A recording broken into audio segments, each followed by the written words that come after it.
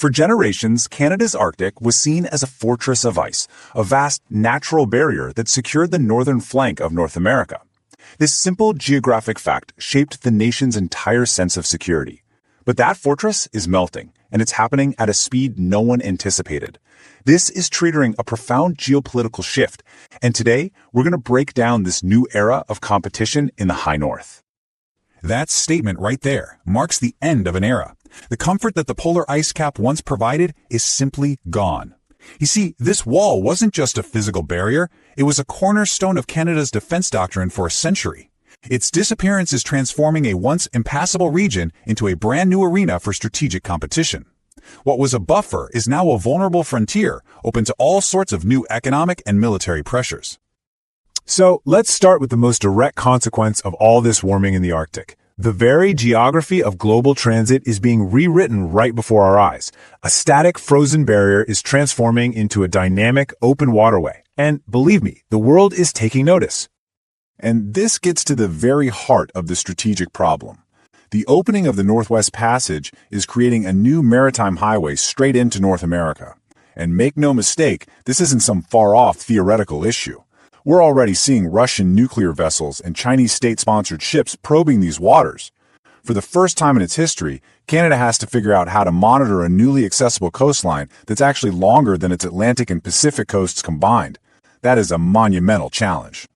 Now, to really grasp the urgency here, we need to look beyond just the military moves and focus on the economics.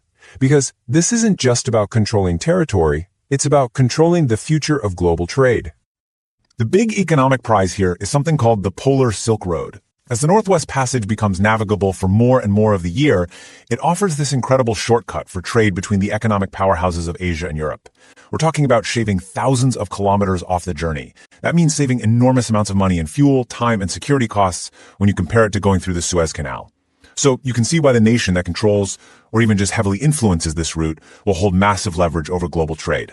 This is exactly why Russia has invested so heavily in its northern sea route, and why China, which now calls itself a near-Arctic state, is determined to be a major player here.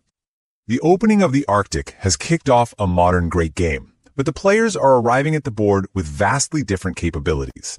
The reality on the ground, or on the ice, is one of a profound strategic imbalance, and it's one that directly challenges Canada's ability to assert its own sovereign claims.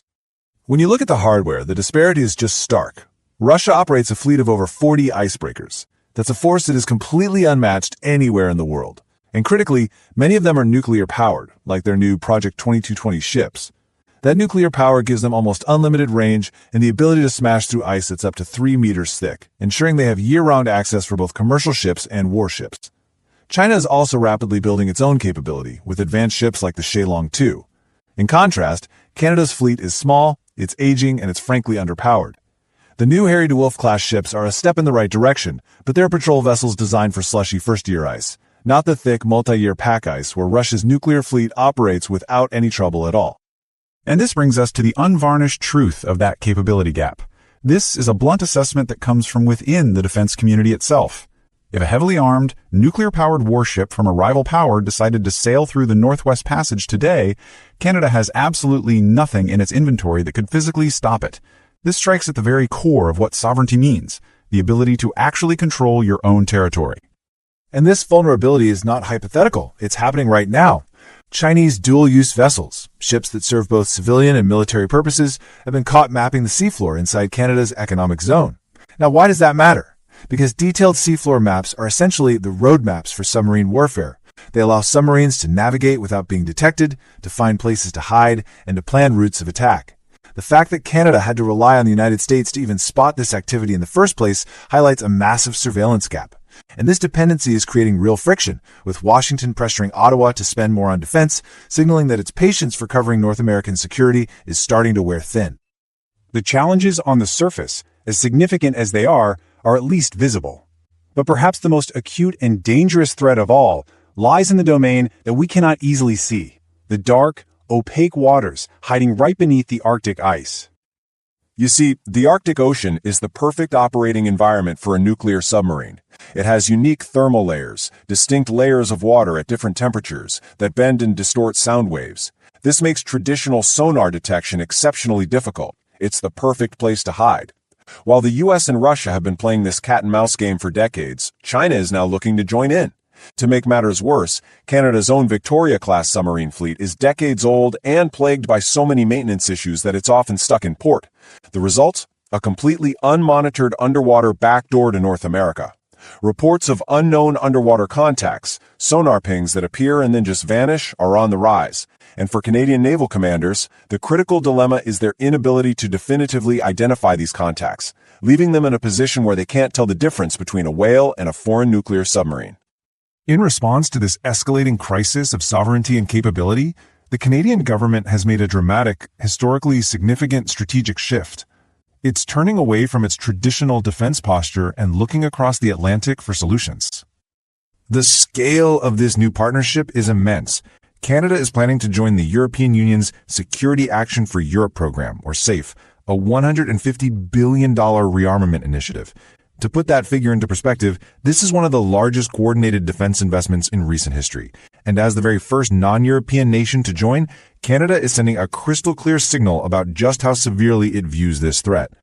So the logic here is really a calculated gamble, one born of necessity. Canada acknowledged its huge capability gap and then made the unprecedented move to join the EU's SAFE program. The goals are very clear. Get access to European funds, tap into advanced shipbuilding technology, and fast-track the construction of a modern, ice-capable fleet. This is, quite simply, a race against time. The core fear in Ottawa is that if Canada can't patrol its own Arctic, the United States will do it for them, just to ensure continental security. And at that point, Washington might not bother asking for permission, which would turn Canadian sovereignty into a mere legal fiction. This European pivot is a desperate bid to remain in control of its own territory.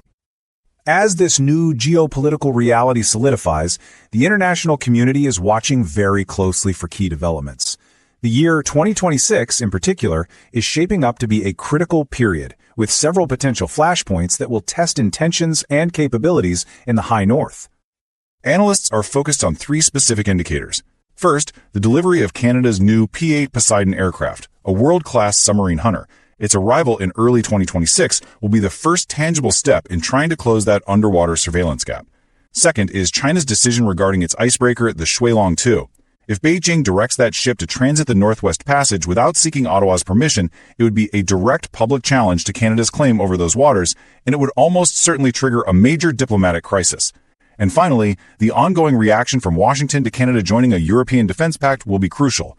Will the U.S. see it as a welcome move by an ally to finally shoulder more of the burden, or will it be seen as a strategic drift away from the tightly integrated North American defense framework? The map of the world is being redrawn at its very top. For more than a century, the Arctic ice provided Canada with a deep sense of security. Now its absence presents the nation with its greatest sovereign challenge.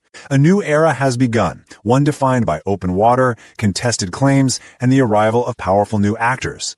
Canada is scrambling to fortify its northern door, but the central question remains. Amidst the inexorable melting of the ice and the steady arrival of warships, is it already too late?